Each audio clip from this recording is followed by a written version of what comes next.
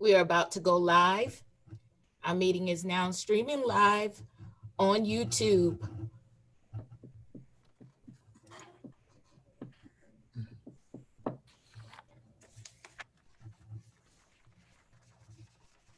All right, I got 2 minutes to 6. Is that what everybody else has got? Yes, sir. Yes.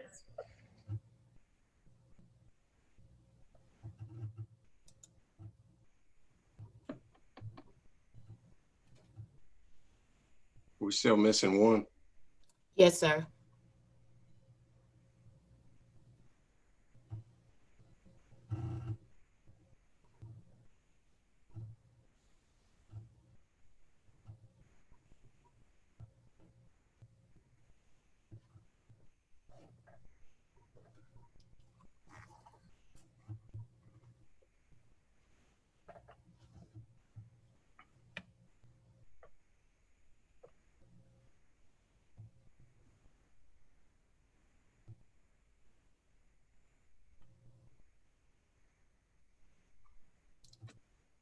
One last point before the meeting starts. All board members are muted except for Dr. Green and Chairman Frick. So remember, whenever he does the votes or the roll call, that you unmute so that he can hear your vote, okay? And it's 6 o'clock. All right, 6 o'clock. This time I'll call the July. I still don't know what month anything is anymore. June 9th, 2020 Fairfield County School Board meeting to order. I believe we've had proper public notification of the meeting, and I do see a quorum. At this time, the chair will entertain a motion to go into executive session. I believe all we have is personnel. Is that correct? That is Yes. Okay. All right. Unmute there, Ms. Harrison.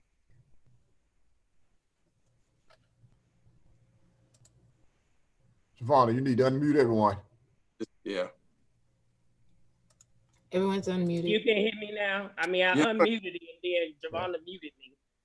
So, Mr. Chair, I make a motion we enter executive session for personnel matters. Brenda, come on down. Thank you. Is there a second on that? I said. Oh, go ahead. Darryl. It's been motioned by Ms. Harris. It's been seconded by Mr. Davis to enter executive session. Roll call vote. Again, as I see you on the screen, Mr. Miller. Aye. Can y'all hear me? Yes, sir. Reverend Jackson. Yes. Did you hear Mr. me? Seables. Yes. Mr. Davis. Yes. Ms. Harrison. Yes. Do we have Ms. Hartman? I don't see her on the screen. She did not.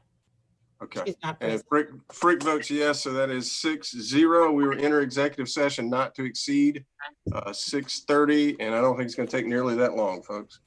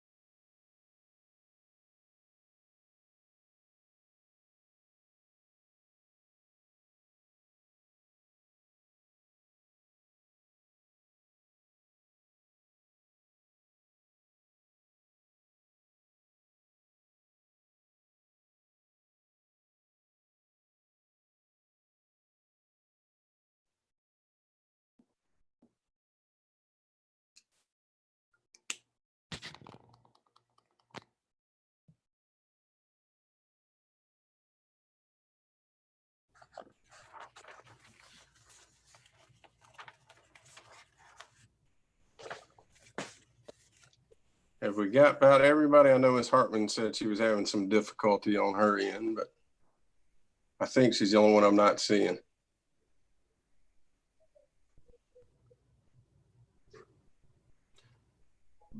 There she is. Okay, good. I was trying to give her a second.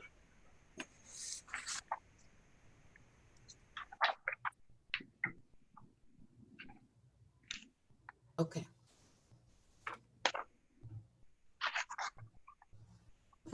You there, Ms. Hartman?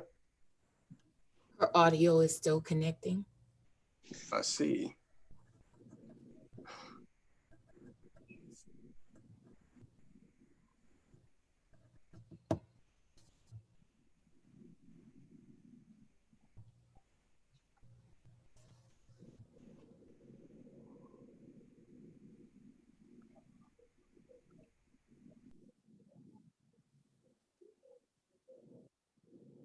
Is it connected? Ms. Hartman, can you hear us?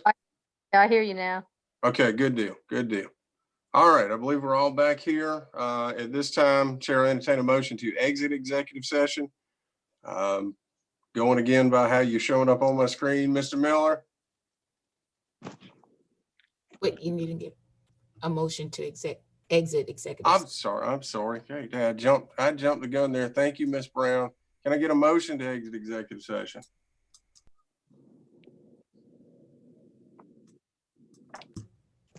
I see Ms. Harrison's lips moving, but I don't hear her. And everybody is unmuted. I can hear everybody myself. This is Miss Hartman. Or I hear you, I should say. Everybody's unmuted on my screen. Okay, yeah, it is on mine too. All right. Rick. Can we get a motion to exit executive session? I make a motion to exit executive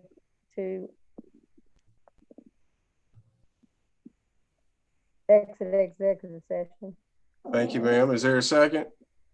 Mr. Chair, I second. Thank you, Reverend Jackson. Ms. Hartman with the motion, Reverend Jackson with the second. Now, I'll call the vote. Pastor Reverend Jackson?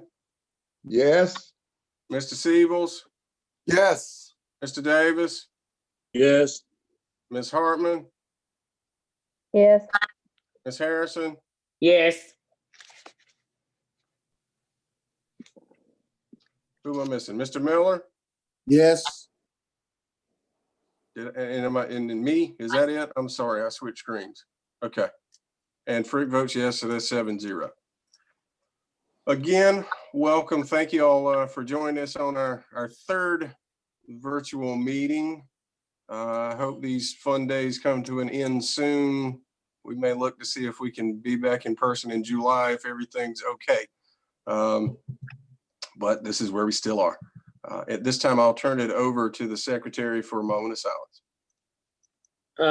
Let us all pause for a moment of silence.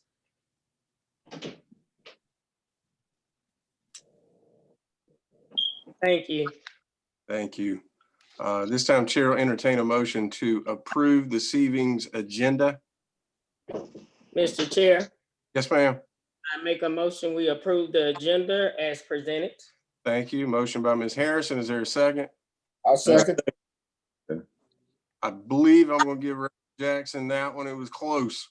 He got the second on that one. All right. Mr. Miller, Yes. how do you vote? All right. Yes. Reverend Jackson, Yes. Mr. Siebels, Yes. Mr. Davis, Yes. Ms. Hartman, Yes. Ms. Harrison. Yes. Rick votes yes with a 7-0. Thank you. And this time I'll turn it over for presentation recognition. Chairman Frick, members of the board, we are saddened by the passing of a longtime Fairfield County employee, Ms. Linda Sunkins. She was executive assistant to the superintendent for over 30 years. Actually, I think she retired maybe a couple of years before I arrived in Fairfield County, so I never got an opportunity to work with her. But she passed recently. and we have done a proclamation that the family will come and pick up a little later today. But I'll take this opportunity to read the proclamation that will be presented.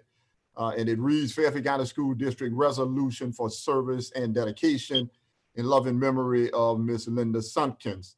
The employees of Fairfield County School District and its Board of Trustees share in the bereavement of Miss Linda Sumpkins, who served faithfully as a board clerk for the school board for over 30 years. We wish to express our deepest gratitude and profound respect for this woman of God, whereas Ms. Linda Sumpkins worked meticulously to provide accurate accounting of the board minutes, whereas Ms. Linda Sumpkins served the district with dedication and devotion, a quiet woman that displayed grace and flexibility in serving the members of the board. Therefore, be it resolved that in the loss of our respected and departed friend, Ms. Linda Sumpkins, Fairfield County School District will endure the loss of an irreplaceable champion, and whereas the passing of Ms. Linda Sumpkins has created a void in our community, we express our heartfelt sympathy and pray that you are comforted in this time of need. Be it further resolved by Fairfield County School District and its Board of Trustees as Superintendent of Schools, Dr. J.R. Green presents this resolution of service and dedication to the family of Miss Linda Sumpkins. And as I said, her family is planning to come pick it up, I think, later on today. This is a picture of the resolution. And so we're saddened by her loss, but we celebrate her life. Absolutely. Absolutely appreciate her service, and it's a tremendous loss there. Yes. Outstanding. Outstanding. That's all I'm gonna say. Outstanding. Yeah. Outstanding. On another note, and thank you for that resolution, Dr. Green. On another note, in presentation recognition, I'd like to take this opportunity to make you aware, if you were not aware, that on your screen this evening is the 2021 South Carolina Superintendent of Year. Dr. Green was named by the South Carolina Association of School Administrators the 2021 South Carolina Superintendent of Year. Quoting from the press release, I've had the pleasure of working with Dr. Green as a school board member and as a parent, said School Board Chair William Frick. Dr. Green talked about having culture change in Fairfield County. Our students graduate with 2 years of college as they graduate from high school. Overall test scores are improving, and financially we are operating with a balanced budget. Mr. Frick continued, while he did not accomplish any of these things on his own, none of this could have happened without Dr. J.R. Green and a culture change. And I truly mean that when I say that. Dr. Green is an active member of the FCSD Superintendent's Affiliate. He currently serves as a member of the South Carolina State Board of Education. School district is home to 2,600 students, in which nearly 90% of students qualify for free and reduced meals. He's going to be recognized throughout the year for his accomplishments. Mosley Architects supports the award by providing scholarships to be used to assist students or teachers with professional development or college courses. FCSD is a professional organization for school leaders in South Carolina, membership of more than 4,500, from leadership development opportunities in research to publications and legislative advocacy. FCSD's focus is to support school leaders in providing the best possible education for South Carolina's young people as a state affiliate of 3 national associations for school leaders. Also works on the national level. Congratulations, Dr. Green. It is a well-earned recognition. We are very proud of you, especially coming on the heels of last year having the State Teacher of the Year. So I think great things are happening in Fairfield. Amen. I second that. There we go. We got a little confetti going in the back. Congratulations. Well, thank you there. I appreciate it. Thank you. And I am informed we are in the future going to have a COVID safe a celebration in your honor, and including a parade at some point. So we aim all maybe wearing masks when we do it, but we're going to do something to honor this great recognition. Thank you, Chairman Frick, members of the board.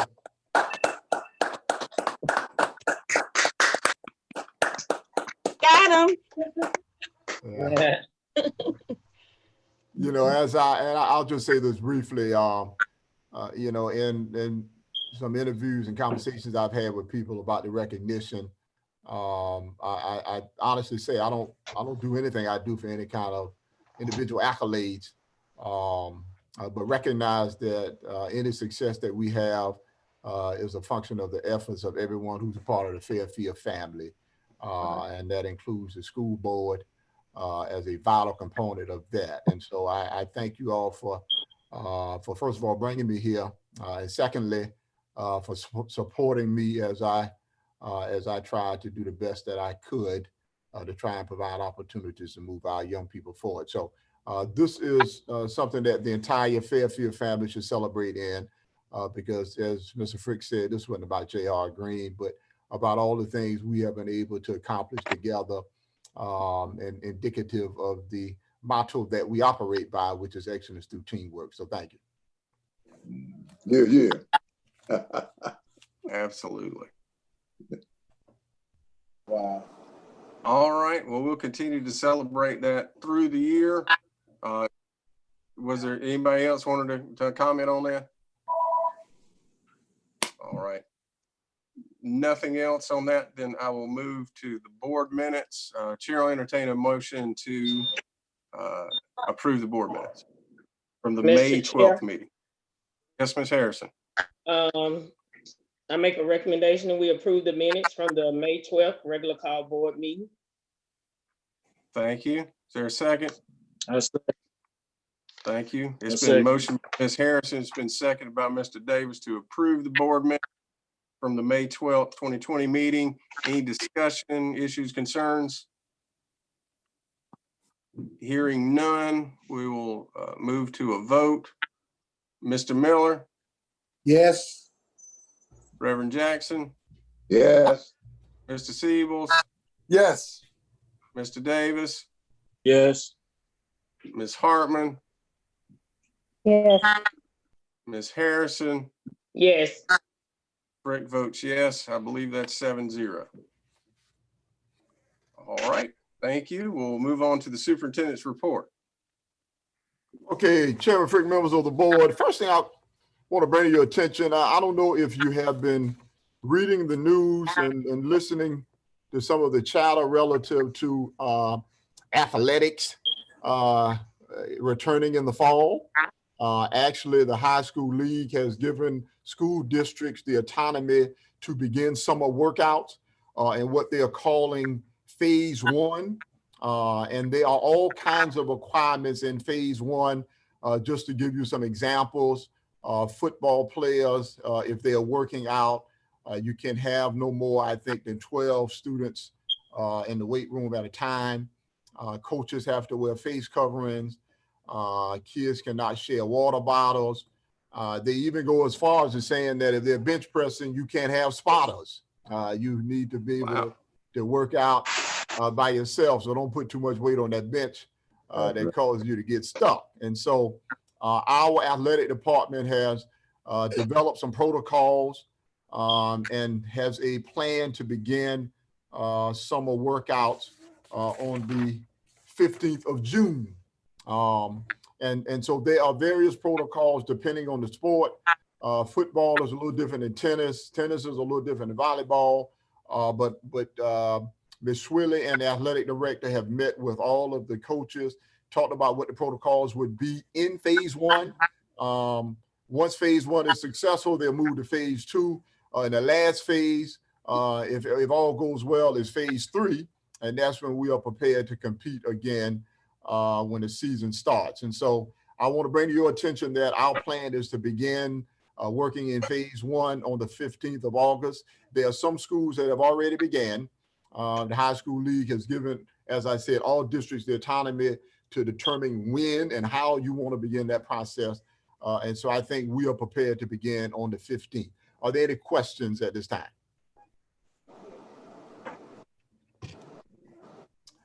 Okay, if no questions relative to that, the next item I want to talk to you about, one of the most prevalent questions I get is, are we going to be returning to school in August? And I've told people I am almost sure we will. What it looks like, I'm not 100% sure about that. With that said, there is a tentative plan to have an academic recovery summer reading camp to begin July 20th through August the 6th. Now, we historically do summer reading camps every year. We sometimes have these kind of academic recovery programs as well. And so we felt it was vital, particularly this year, particularly after we did not finish and complete the spring semester as we normally do. It was done virtually. We recognize that there may be some gaps in learning. And so our plan is to address not all the students that may be in need, but we're going to address the 60 students that we identify as probably being in the greatest need in grades 1 through 3. We won't have more than 10 students in a class. We're working on what the protocols would be for the summer enrichment program as well. That will occur at Fairfield Magnet School. I'll tell you, the first thing we're doing right now is to reach out to those parents to say, are you comfortable with your son or daughter reporting to this summer enrichment camp? And once we get that feedback, then we'll determine how we proceed. Now, once again, all of this is contingent on the landscape being such that we can continue to move forward. Now, if things go haywire and we have this huge outbreak and things don't appear safe, then we won't proceed with this summer reading and enrichment camp on the 20th. But we are beginning to plan for that. But we are hopeful that we'll be prepared to launch this camp on the 20th. Now, kind of my thinking is, Chairman Frick, members of the board, if we are prepared to have a summer reading camp with 60 kids on July 20th, I don't see how we can be prepared to go back to school the third week of August. So I almost see this as a trial run, if you will, relative to what schools could look like in the fall. All right, any questions about summer reading camp academic recovery? Well, go ahead, Ms. Harris. Go ahead. You can go ahead. Mr. Chair. Yes, ma'am. Dr. Green, it's not so much about the summer reading, but it's about the deep cleaning with the CDC. I know we talked about it at the last meeting, and you said that they ordered, the stuff to clean the buildings with. But I was thinking if we could look into having a one-time deep cleaning and then let the janitors follow up with the cleaning that that's on the guidelines of the CDC. If that's something that we can look into, because it's a lot of work behind it, and I know because I have a business, and it's a lot of guidelines that we have to follow, and it's a lot for me, and I'm just a small business owner. So if we can just look into the one-time deep cleaning from a professional, and then let the janitors follow up behind that. So Ms. Harrison, I spoke about that last time. I mean, obviously, I am totally open to that. Just some of the estimates that we received, the go district-wide is going to be approximately $70,000 when you look at the square footage and what the cost is per square foot. If that is the pleasure of the board, and we'll be happy to proceed. But I just want to make you aware of the cost of doing something like that district-wide. It is pretty significant. But I'll move into a direction on that. All right. Go ahead, Mr.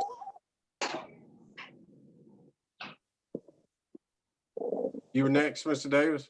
Dr. Green, I've been asked this question quite a few times. I don't know if you've been approached with the same question, but if we should go back to school, just say in August, one question some of the parents are concerned about is with the transportation. How would we do that for us, the bus riders, with them being so close together and everything? How would you do about buses? Well, and so, Mr. Davis, those are some of the protocols that we would have to work out. Obviously, social distancing would require that the buses are not occupied to the same extent that they traditionally are. Then would you have to double route? Would you need more drivers? Would you need more buses? These are some of the questions that are still unanswered. So in terms of what the buses will look like, we'll begin that process, Mr. Davis, of really nailing down some of those details probably at the end of June, first part of July. I'll tell you, just based on social distancing protocols that have been shared thus far, then we know buses can't be occupied to the extent that they have been previously. In terms of what that looks like specifically, we're still working on some of those details. And so, most buses are about a 46, 52 passenger bus. Just off the top of my head, there may be a requirement where we say we aren't going to put more than 25 kids on a bus. Now, if you did that, then obviously that means you'd have to have more routes, potentially more buses. And these are questions that districts all over the state are grappling with. Is one thing to talk about it in the abstract. Is another thing to start talking about how you make it a practical policy and what you do to achieve that goal. Okay, and back to Ms. Harrison's question that she asked about the school. Is that 70,000 per school or throughout the district? For the whole district. Yeah, so that's okay. Yeah, that's 70,000 for the whole district. And I'll tell you, there's all kind of research out there. What I've read says that coronavirus won't live on a surface. I've heard some people say more than 3 days. I've heard some people say more than 14 days. I'm not a scientist, so I don't know this to be factual. But there's a suggestion that after a certain amount of time, that the virus cannot survive on surfaces. Now, if that is accurate, that it cannot survive on surfaces, if our buildings have been unoccupied for weeks and weeks, then theoretically that would mean that those surfaces are clear of viruses. Now, not that my plan is not to have our people still go in and do cleaning, but if that is accurate, that those surfaces are clear of viruses, then we will have to think about, is it prudent to spend $70,000 on cleaning if they are indeed clear of viruses at that point. Now, as I said earlier, I am more than happy to move forward with that if that is the direction of the board. But that is part of what went into my thinking as relates to rather that was something that we should pursue. Okay, because that's something we did at our job. We had someone professional come in and clean the building, and then we have someone that come around like every hour and actually wipe down everything that we use and touch primarily. And so, Mr. Davis, what I would say is the big difference between what you described and kind of what happens in school is that for the most part, most of our surfaces and facilities haven't been used or occupied for weeks and weeks and weeks. Okay, and so therefore the thinking is that most of those services would be virus free, and if they were, then those viruses would have died by that point in time. Once again, not an expert on the coronavirus, just going on kind of what I have read. But if it is the pleasure of the board to move forward with cleaning the entire district, I'm happy to put that in place. Okay, thank you, sir. Mr. Chair. Yes, sir, Mr. Miller. I just have a question. Dr. Green, so I guess since we talking about spending $70,000, okay, is it some machinery that we can invest in that does that deep cleaning? That's what I'm looking at, because Corona might be here for I don't know how long. And so do we plan to, is it any plan to maybe buy some machinery that can do the job, the deep cleaning? Yeah, yes, Mr. Miller. And so exactly, I discussed that last time. There are some electrostatic sprayers. So we're looking at two kinds. One's electrostatic and one is a mister. I think we're going to move forward with the one that's not electrostatic. But we are going to purchase several of those items that go through and do what I would call a deep cleaning on our part. Now, obviously, we are not a commercial cleaning entity, but I'm confident that we can do a thorough job. So our plan was to take a lot of those resources and invest in equipment where we can clean consistently, because you know, as you said earlier, if you do have issues, you are going to have to be able to clean on a routine basis.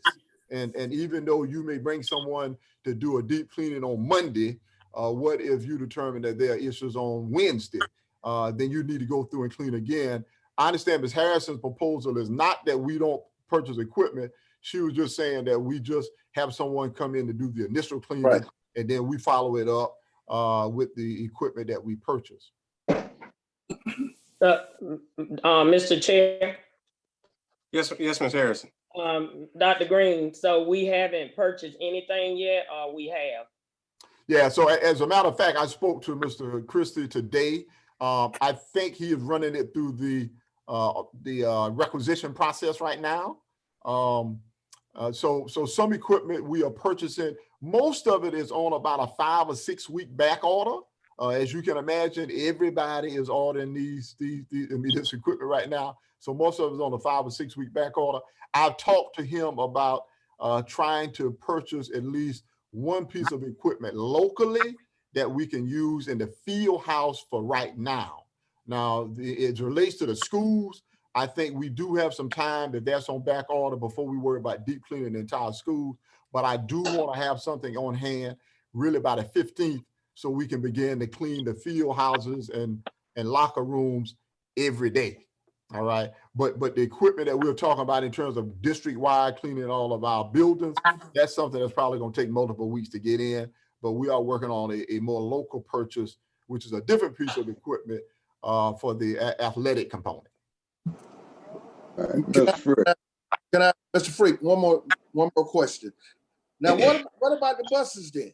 I mean, I know they belong to the state, but we do have activity buses. We have kids going to be riding them. Our students going to be riding. So are we planning on having some type of machine that clean the buses? I'm just asking. Yeah. So Mr. Miller, it would be the same piece of equipment. So the same equipment that we would use to clean the classrooms, we would use to clean the buses as well.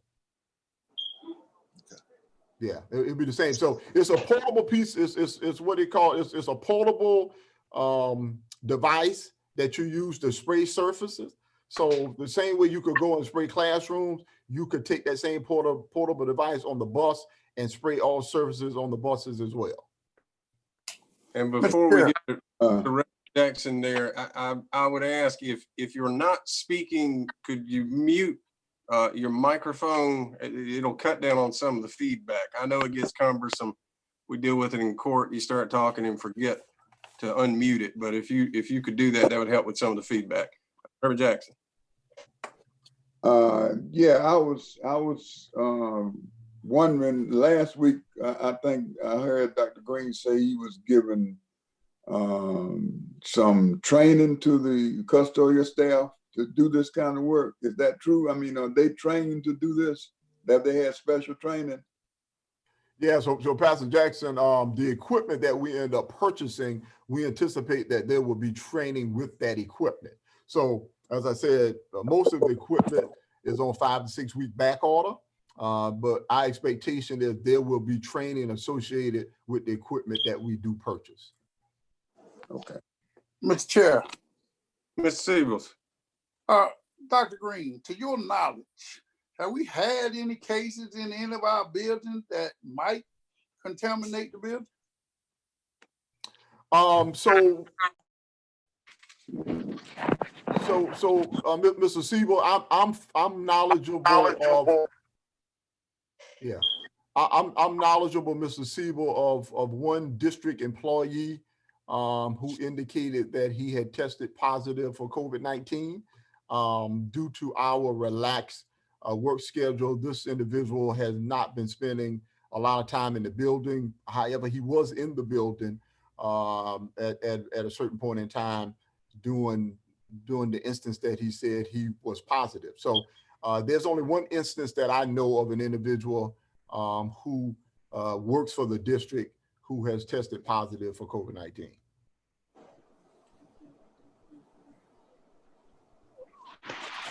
Any other questions? Dr. Green, I got a question with I think the state, the legislature is supposed to meet shortly to divvy up some $2 billion that the federal government is sending us for local entities. Have you heard anything about any of that coming to school districts to deal with buying equipment and such like that?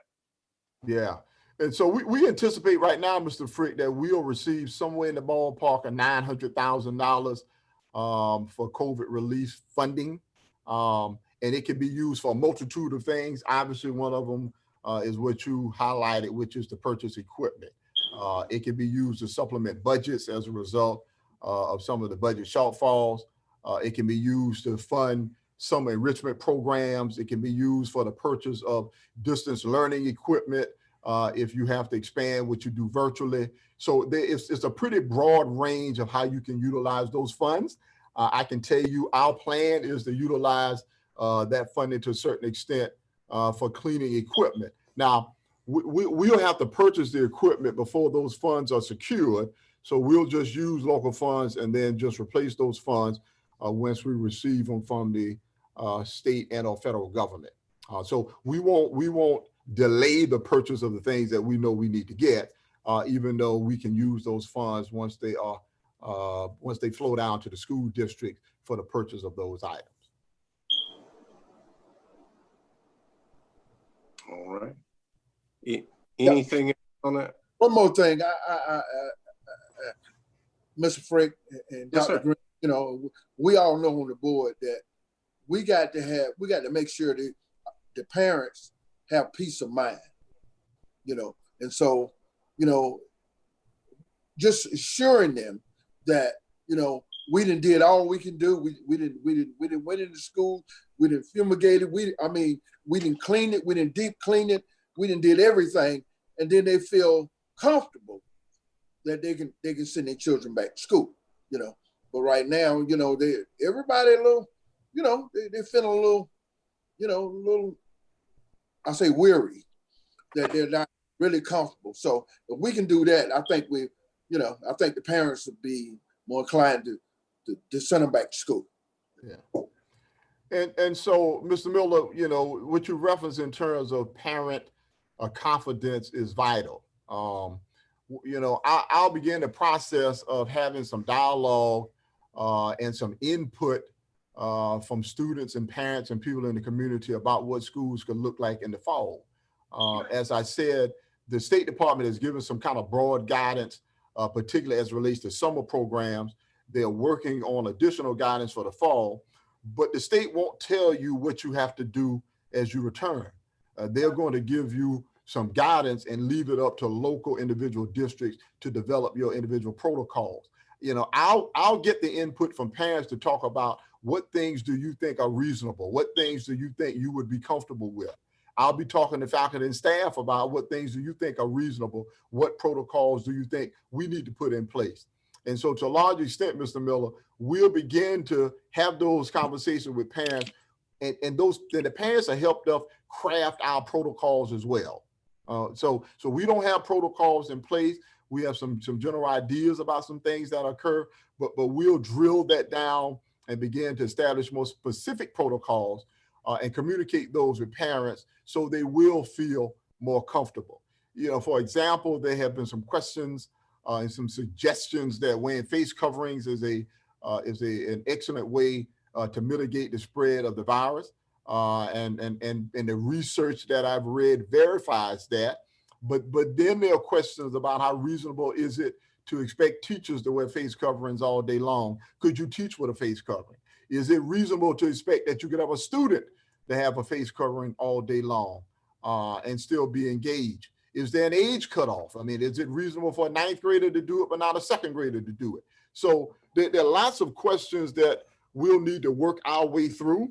But I can assure you by the time we get to that point, we would have worked our way through a lot of those questions and come up with some proposals understanding that there could be adjustments at any point in time. I mean, this is an evolving situation. And just because we say we're going to establish this protocol this week, we may find that's not working very well. We're going to need to do something different. This is something we've not encountered before. And so we will have to monitor and adjust. Any other questions on that? Mr. Frick, apparently I may have misspoken relative to the start date for high school athletic workouts, phase 1. That date is June 15th. Okay, so we'll begin the process of summer workouts for fall sports on June 15th. And that would be phase 1. As I said, there are lots of requirements in phase 1. So it won't be like an all-out workout where there are no restrictions, but that begins on June 15th. All right. All right. Anything else? And so the last thing I want to say, Mr. Frick, I discussed with the board probably, I don't know, 5 or 6 months ago. I was having some pretty extensive car problems where the car continued to cut off, and we took it back and forth, and it was having lots of problems with the I think it might have been a fuel pump, in addition to some other things. Well, we're having some problems again. We aren't sure exactly what the problems are now. We called a local Chevrolet place, and they're backed up. They say they can't even get it until the 15th. So hopefully I won't be on the side of the road before then. But we continue to have intermittent problems with this district vehicle. We're up to about 190,000 miles on it. I think we're going to get to a point where it becomes counterproductive to continue to repair it. And if that becomes the case, I will notify the board, but we'll need to look at maybe replacing the vehicle once we get to that point. And so I want to bring that to your attention now in the event that we do, or in the event that you look outside and say, well, the superintendent's driving a rental car, you understand why. So as I said, it's up to 190,000 miles. It's beginning to have some problems, and we may be getting to a point of diminishing returns. Yeah. So does the South Carolina School Administrators Association, they don't have a car they're gonna give you for the next year? They gave the teacher of the year one. Unfortunately not, Mr. Frick. No car with this deal. No, I mean, in all seriousness, I believe you've had this car since you began your tenure here, correct? That's right. Okay, so it's been there a while. Yeah. Okay. All right. And that's all I have, Chairman Frick. Okay. All right. Anything else on that? Hearing none, I do not see anything under curriculum and instruction, so we'll go to operations and finance. Good evening. The only item under operations and finance is the finance report for the month of May for board's review. Any questions on that finance report? Mr. Robinson, I know it's real early, but your previous projections of us coming up about $2 million short, is that still holding, or can you give us any kind of update on that? No, that's going to still hold for right now. Obviously, even next month, even though you'll get a report for the month of June, we still will have some final year-end adjustments. We still do pay our 9-month employees throughout the month of July. So we'll be well into August, perhaps early September before we have a much clearer number. But right now, everything still looks the same. Okay, thank you, sir. Anything else on finance? Hearing none, we'll go to human resources. Good evening, Mr. Chairman, members of the board. For your approval this evening under human resources, item 1, the superintendent recommends the board approve certified resignations, terminations for current staff members who will not return after the conclusion of the 2019-2020 academic year. This is being presented to you in Exhibit 1. Thank you, ma'am. Chair will entertain a motion in regard to Exhibit 1 certified resignation termination. Mr. Chair, Yes, Ms. Harrison. I make a motion, we accept the superintendent recommendation to approve certified resignation terminations for current staff members who will not return after the conclusion of the 2019-20 academic year. Exhibit 1. Thank you, ma'am. Is there a second? Mr. Chair, I second. Reverend Jackson has the second after Ms. Harrison made the motion on the certified resignations in Exhibit 1. It is personnel, so no discussion. We will move to a vote. Mr. Miller? Yes. Reverend Jackson? Yes. Mr. Siebels? Yes. Ms. Hartman? Yes. Ms. Harrison? Yes. Mr. Davis? Yes. And Frick votes yes. I believe that would be 7-0. Item 2 for your approval are certified recommendations where the superintendent recommends the board approve certified professional educators for academic year 2020-21. This is presented to you in Exhibits 2A and 2B. Thank you, ma'am. I don't think anything here requires a special motion. So if the board would like to have a motion regarding both those at the same time, Chair would entertain that. Mr. Chair, Harrison. I make a motion, we accept the superintendent recommendation to approve certified professional educators for academic year 2020-21, Exhibit 2A and Exhibit 2B. Thank you, ma'am. I second. Thank you, Mr. Davis, with the second after Ms. Harrison's motion to approve the recommendations in Exhibit 2A and 2B. Again, personnel, no discussion. Mr. Miller? Yes. Reverend Jackson? Yes. Mr. Siebels? Yes. Ms. Hartman? Yes. Ms. Harrison? Yes. Mr. Davis? Yes. Frick votes yes. I believe that's 7-0. Thank you. That gets us down to the board chair report. I believe you'll see there we have our calendar for the upcoming fiscal year 2020 to 2021. I do note that we will not be traveling around due to the pandemic situation. It's probably best that we stay in our own district auditorium, assuming we can get back there. And I'm really hoping it will be for that July 21st date, but we'll discuss that and get information out to you shortly so everybody can make plans accordingly. And we can talk about appropriate social distancing, whatever we need to do, but we'll figure that out. That is an action item, I believe, correct? So I will entertain a motion to accept the school board meeting schedule for 2020 and 2021. Mr. Chair, Ms. Harrison. I make a motion, we accept the board's recommendation to approve the 2020-2021 board meeting schedule.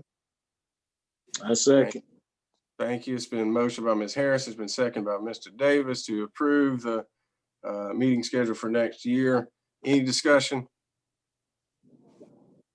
None. Hearing none, we'll proceed to a vote. Mr. Miller? Yes. Mr. Reverend Jackson? Yes. Mr. Siebels? Yes. Ms. Hartman? I have one comment or a thought. Does the state, when's the state plan to adopt Yes, their ma'am. things where we're over the budget? Is that set up in the I don't, let me address that once we get through this vote, okay? Thank you. Yes. Your vote is yes. Thank you, ma'am. Ms. Harrison? Yes. Mr. Davis? Yes. And Frick votes yes. I believe that'll be 7-0. I know that the legislature is coming back, I believe, next week to deal with the $2 billion that has been provided by the federal government. I don't think they have a timeline. Well, I think they're planning to come back in September. The question is whether or not they're going to have enough information to be able to do a budget, or we'll just be continuing to operate under the continuing resolution. If anybody has more information than that, please chime in at this point. But that's my understanding. It's still kind of in flux, and that's why you pass the continuing resolution, so you operate for a year just in case.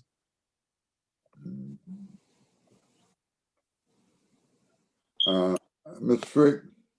Yes, sir, Reverend Jackson. I do have a comment. Okay. I'm just glad that we have the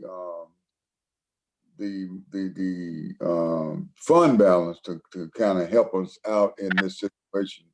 And as we are well aware, this is one of the reasons that you have fund balance. Absolutely. That is absolutely why you have it. Anybody else? Yes, sir. Yeah, and just to piggyback on something that Mr. Jackson said, and I spoke about this during the last meeting, that we have been contributing to the fund balance every year, at least during my tenure here. So for 8 years, we have contributed additional funds to the fund balance each and every year to prepare for a time such as this. And just to provide some perspective, I think the year that I came, the fund balance might have been a little over $3 million, if my memory serves me correctly. And so I appreciate the board and your vision and the way we have been, very responsible with the tax dollars that we receive.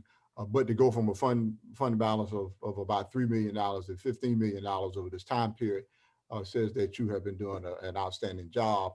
And exactly as Pastor Jackson said, one of the reasons that you have a fund balance is to be able to accommodate these kinds of shortfalls. And so we are definitely positioned to be able to accommodate this kind of shortfall. Thank you. All right, unless I'm missing anything else, and I'm looking at Miss Brown when I say that. If I missed anything, if there's nothing else, Chair will entertain. Was that Chairman Frick? Ms. Hart? Chairman Frick. Yes. Yes, ma'am. As far as us talking about the fund balance, but we've got, and again, that's something I think we need to be looking at. Is I'm sure that we definitely have not, the kids have not gone on trips with all this issue with this pandemic. So I'm sure that there's different areas that I'm sure we've saved also money from. So we actually need to be looking at that before we pull things out of the fund balance. No doubt about that, and I'm sure Mr. Robinson is looking at the budget and seeing where we can make those savings. But as you remember, we're already estimated before this entire pandemic put everything in flux to not receive some $2 million in revenue. So, at least for the year, I quite frankly, I don't see how any local entity is not going to be going in their fund balance. It's impressive if they were able to do that. But I agree. I mean, there's likely to be some kind of savings, but that's what we'll be seeing as he presents us the final budget numbers around August.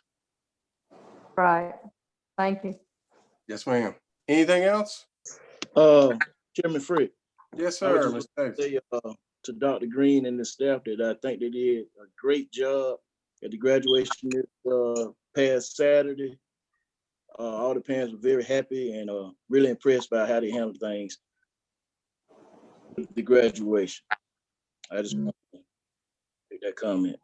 Yeah, thank you. I neglected to mention anything about that, but that was a tremendous job by everybody involved to pull that off and have those seniors recognized and their families have that moment. I was sitting right beside them as they were getting their picture taken, and I found it remarkable the number of them that would not remove their mask. Whether for health reasons or posterity reasons for being a very unique graduating class, I thought it was very interesting And they will probably have one of the most unique graduations that anybody's going to have, at least in the next century. But yes, I echo exactly what Mr. Davis said. They tremendous job by everybody involved on that. Yeah. Anything else? Hear nothing? No, I'll make I would accept a motion to adjourn. Mr. Chair, I make a motion, we adjourn. A second. Thank you, Mr. Second by Mr. Davis. Mr. Miller? Yes. Reverend Jackson? Yes, sir. Mr. Siebels? Yes. Ms. Hartman? Yes. Ms. Harrison? Yes. Mr. Davis? Yes. Greg votes yes. We stand adjourned till July. Thank you all again for your help and cooperation in this meeting. All right. Thank you. Thanks. Y'all say You too.